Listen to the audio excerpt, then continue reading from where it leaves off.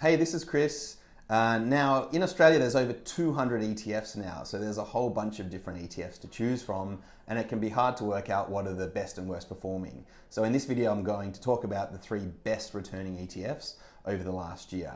Now, the 3 ETFs that have all made over 50% in Australia over the last year are the Asian Technology Tigers ETF, the China New Economy ETF, and the Silver ETF.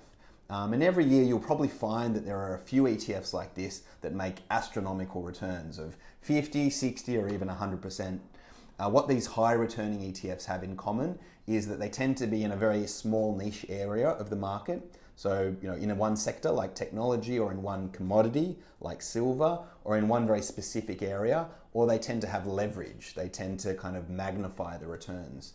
The great thing about these ETFs is they can give you great returns. The problem is that they can also give you very negative returns. So often they'll have a great return one year and a really negative return the next year. And a great example is the oil ETF.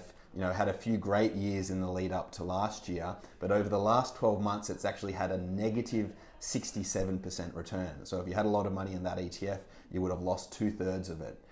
So what's interesting is that actually you're probably better off over the long run not investing in these high octane ETFs that give you really good or really bad returns, and actually just trying to find some ETFs that give you consistently pretty good returns. A great example of this is if you invest in one of these really high power ETFs that gives you up 50% one year and then minus 25% the next year, then up 50% the year after that, and then minus 25%, you're actually worse off than just investing in an ETF that gives you 12% per year over 4 years. So my tip would be, avoid all of these sexy ETFs that give you either really high or really low returns, because what you'll earn one year, you'll probably lose in the next year.